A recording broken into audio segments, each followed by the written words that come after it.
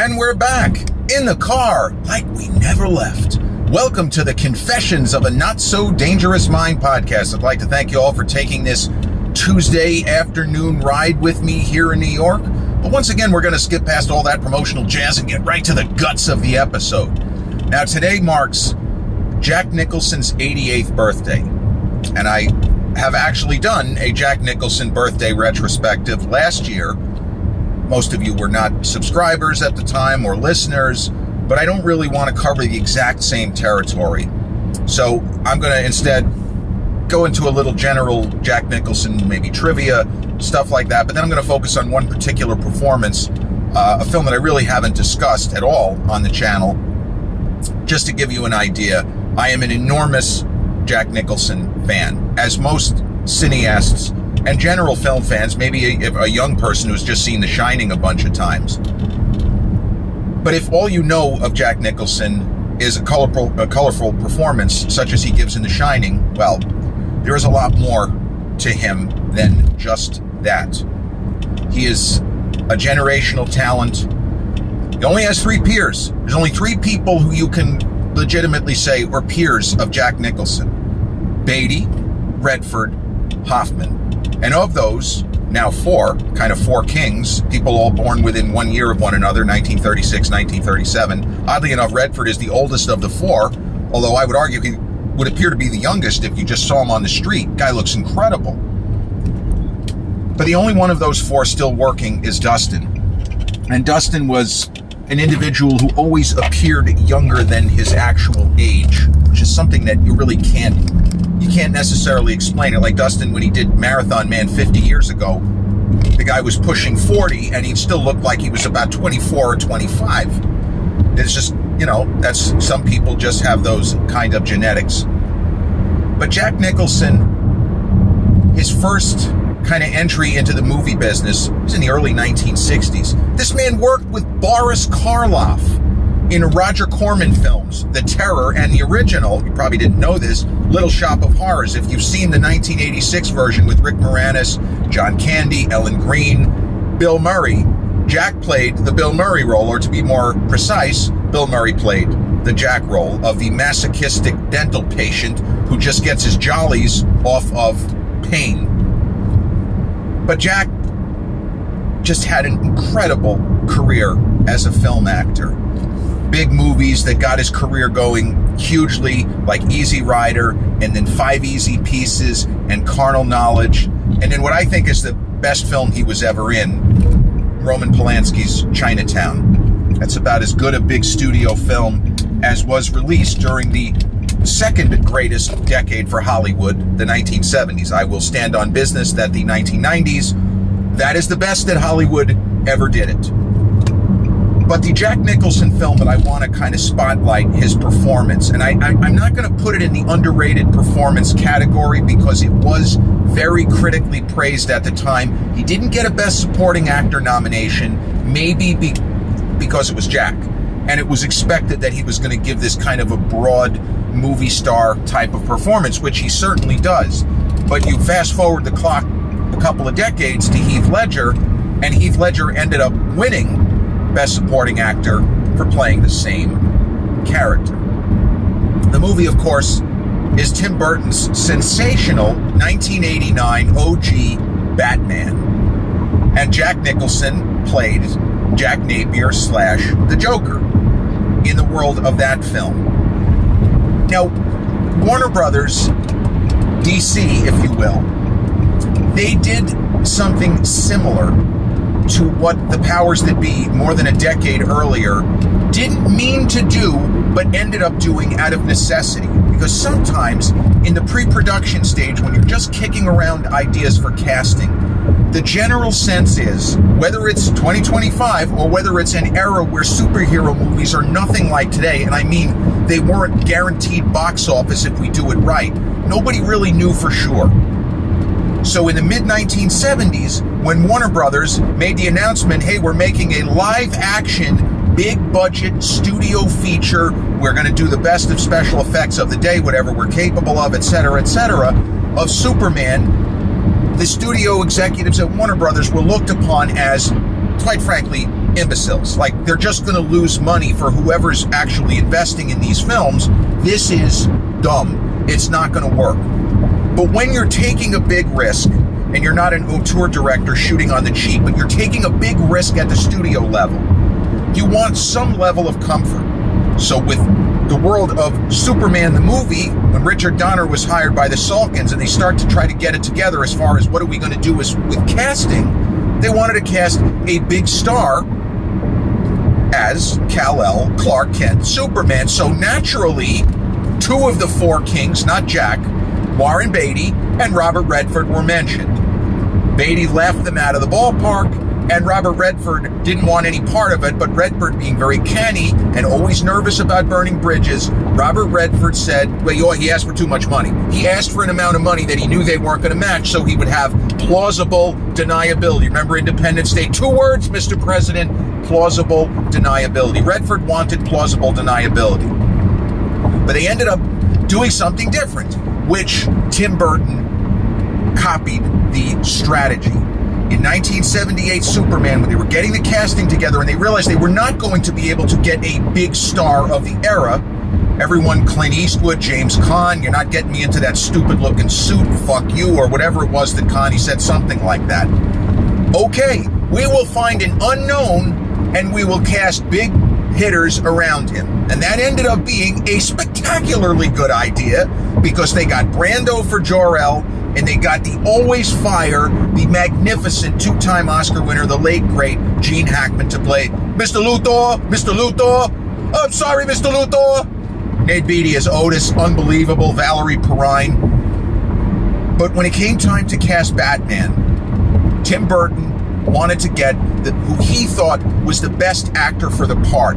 He wanted an actor who could be charming, who was not physically intimidating, but somebody who could carry off the brooding intensity without doing Marlon Brando in, you're tearing me apart. You're tearing me apart, Stella!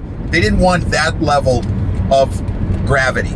They wanted the film to be dark and to some extent gloomy and a depressive atmosphere, but they still wanted a little bit of a lightness of touch, and that's why they cast Robert Wall in a supporting role and Kim Basinger. And Michael Keaton was a really good choice. It was a controversial pick at the time. He's too scrawny. He doesn't have the chin of Batman, whatever the fuck that means. Just like you can't cast Daniel Craig as Bond because he has light hair. Go fuck yourself. So he'll dye his hair a little darker blonde. Are we being serious now? But when they went with Michael Keaton, the next domino to fall was the casting of Jack Nicholson as Jack Napier, Joker. And just as a 15-year-old film fan whose experience with Jack Nicholson up to that point was somewhat limited, I had seen Terms of Endearment. I gotta be honest, Jack looks like a very old man in that movie. He's maybe 46-ish when that film is shot. But when you're a little kid, everybody over 30 is, I'm sorry to say, you're all ready to be put out to pasture if you're over 30. A little bit of a Logan's Run when I was a kid. He's real. My mom was 35. She's really old. She's just about at the end of the line over here. But I saw Jack in Terms of Endearment. I thought his character was interesting. Garrett Breedlove. What a great name, right? Garrett Breedlove, the astronaut. And he has that iconic line when he realizes that Shirley MacLaine's character of Aurora, who I guess is supposed to be a decade older than him, Warren Beatty's half-sister, by the way. Half-sister or sister?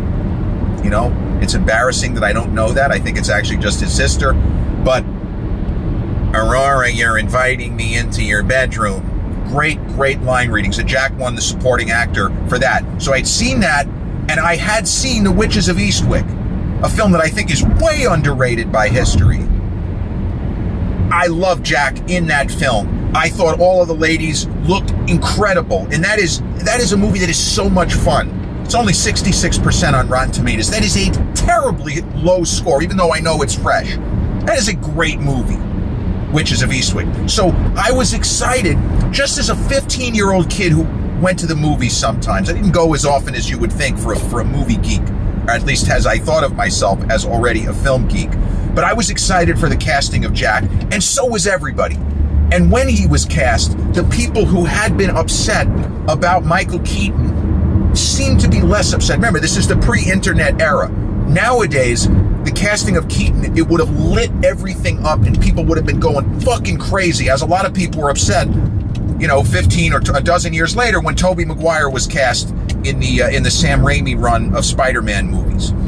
You're not going to please everybody. But Jack was the key piece. And nobody knew how he was going to play the role. Was he going to be a madcap? Was he going to be funny? Was he going to play it like the character of Daryl Van Horn? Wink, wink, wink. He's actually not Daryl Van Horn. Spoiler alert, he is the devil. 1987 movies, the devil is represented a lot. You've got Jack in The Witches of Eastwick, and you've got my guy, Bobby D, Mr. De Niro himself, as Louis Cypher. Get it? His name is Louis Cypher. As Mickey Rourke famously says, Louis Cypher, Lucifer. Even your name is a dime store joke. What great line reading by the Mick there. But you knew that Jack was going to come to play. You knew he was going to bring it. But the part was written better than expected. And from what I understand, because I haven't read this, Sam Hamm's screenplay, really that's his name, Hamm, like John Hamm. Sam Hamm's screenplay, which Burton followed, but he didn't do it exactly the same way. It is a really good script from what I can understand. And there were critics, such as Pauline Kael, the late, great Pauline Kael, one of the most famous film critics ever. She wrote for, not New York Magazine, she wrote for The New Yorker. And Pauline Kael had read Sam Hamm's script, and she said that her exact phrase, because she hated everything. Pauline Kael was such a crank. She was such a miserable crank. I'm sorry, I'm supposed to revere her. I think she sucked.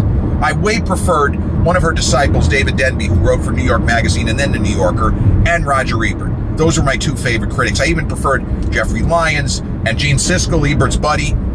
But she said that Sam Hamm's script read beautifully. She was a little bit disappointed in the film. She felt that maybe Burton strayed too far from what the script had. But the genius of Jack Nicholson's performance, and before I forget, the original Batman didn't cost as much. The production budget was $35 million. And I understand it's 36 summers ago, but I still would have thought it would have been a bigger budget than 35. What it means is that Burton was able to cut some corners, and he made, to me, a very expensive looking film that did not feel as if they were skimping on special effects or anything. They got Prince to do the music, for crying out loud, along with the great Danny Elfman, whose main score, wow, a great score from Danny Elfman. And some of Prince's tunes are really cool.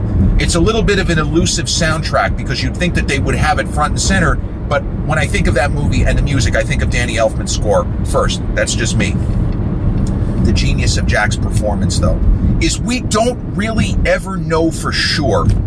Is Jack Napier crazy? Is he crazy at the beginning of the film, or is he just a guy following orders? Is he a sociopath? Is he a psychopath? Is he somewhere straddling the line of both? I don't know to this day. It is an electric performance. When you look at Jack in The Shining, I like The Shining, but I got to be honest with you, I think it's the weakest film Kubrick ever made. Now, that is an indicator of just how high of quality every Stanley Kubrick film is. I think The Shining is a good horror movie, but I know people, even young people under 25, where that's in their top 5 horror films. I think it's okay, but Jack, his character in that film of Jack Torrance, he seems completely insane at the beginning of the movie. And this was a problem that Stephen King always had with the film. He loved Kubrick, but he felt that Kubrick messed up his book. So, yeah, I think Stanley had a little bit of a hubris thing going on. He always thought, my guy is fucking nuts at the beginning of the movie, and that's not how I was trying to do it in the book. Maybe some people read the book and come away with the same impression. But Stephen King always preferred, and he's talked about this, the TV movie with Steven Weber in the mid-90s. And King said, that's the best representation we're ever going to get in my book. I love what Steven Weber did as Jack Torrance, but that's beside the point. There are people that look back at history and say, Jack in The Shining, Jack in The Witches of Eastwick, and Jack in Batman. I remember one of my dad's partners, the late, great Mike First, he said Jack is giving the same performance that he did in The Shining and The Witches of Eastwick. I would say that his presentation of the Joker is closer to what he does in The Witches of Eastwick, but it's not the same performance, and I feel like it's a little bit of a lazy way of looking at it. To me, Jack Napier feels like a three-dimensional character. I don't think he's crazy. He comes across as if he is acting crazy. And there's enough of an idea that he may have gained a little bit of extra sensory perception, and he appears to have a higher level of strength where he almost at certain points is fighting Batman to a standstill. And I understand that Michael Keaton is a normal guy with incredible fighting skills, but with the costume, it sort of puts him as at the enhanced human level. At least that's what we're led to believe.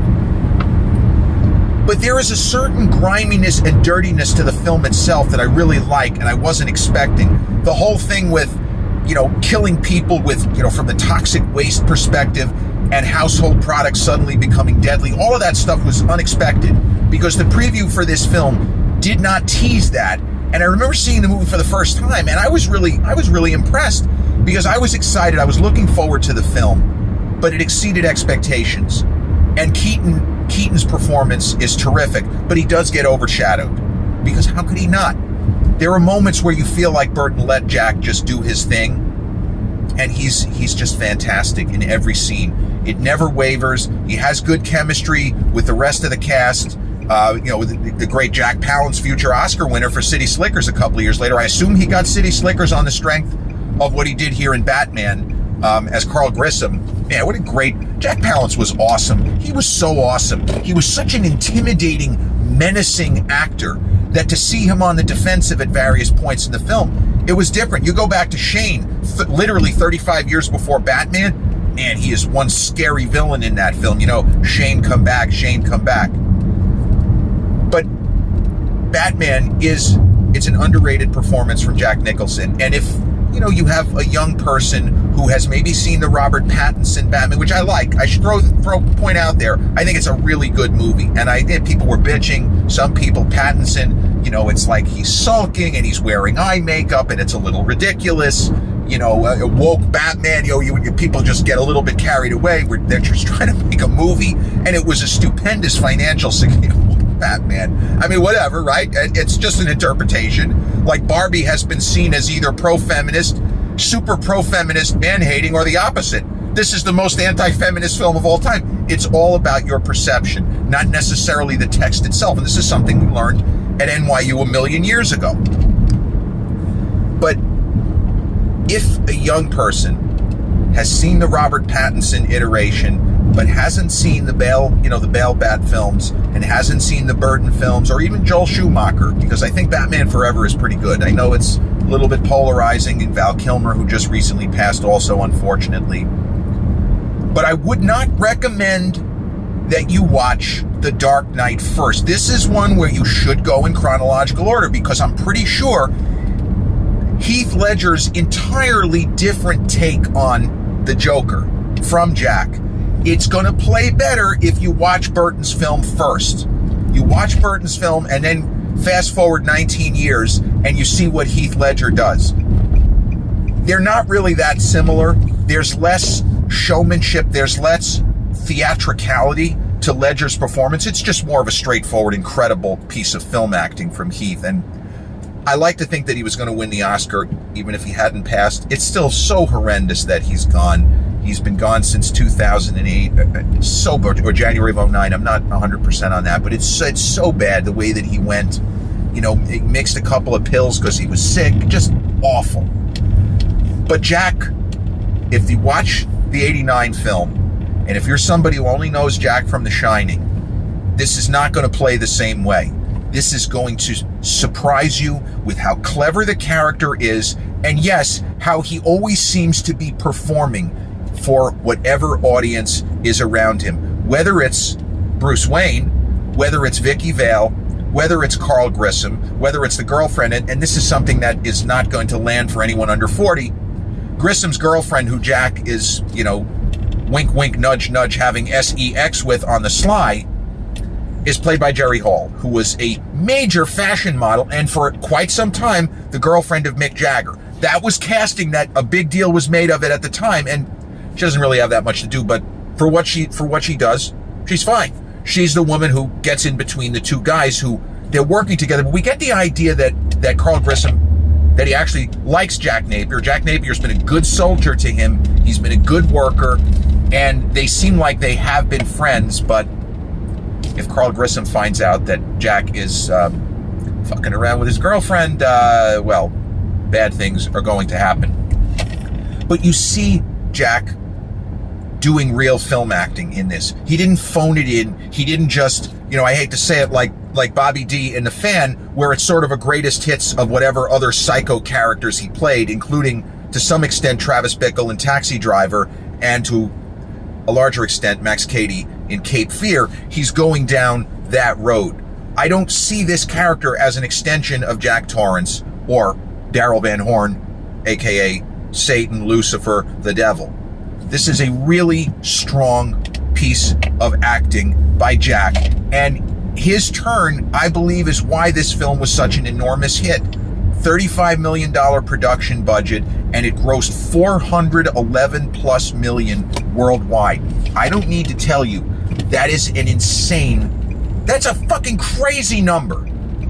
And I believe that Jack is an enormous reason why the film had the rewatchability factor, because again, this is a dark and somber and to some extent gloomy Batman. Spiritually, it's not that far from the Robert Pattinson, where there's incredible action sequences, practical special effects in that film, really great stunt work. There's a lot of really good stunt work in this film. The fight scenes with Michael Keaton's Batman, terrific stuff. But if somebody's asking, would I put this in my top 5 as far as favorite Jack Nicholson film, and performances put together? Absolutely. And last week on the channel, I talked about what I believe to be Jack's most undersold masterclass in film acting, which is Alexander Payne's 2002 dramatic comedy, but you could just call it a drama, and you wouldn't be wrong, about Schmidt. But if I'm saying combined movie and performance, I'm not the biggest fan of Easy Rider or Five Easy Pieces, which was a big one with Bob Rafelson, I don't know if I would put The Shining in there, but One Flew Over the Cuckoo's Nest is a film that I respect, but I don't love. But Chinatown, Batman, About Schmidt, The Witches of Eastwick, and I'll go with A Few Good Men, a film that I really, really like. You could say the casting of Tom Cruise a little bit silly, but that's a film that's terrific, and it is the most iconic moment in Jack's career. Well, you know what? There's some people that would say, who's Johnny? Here's Johnny from The Shining. And that, at one point in time, was for sure would be the answer to this.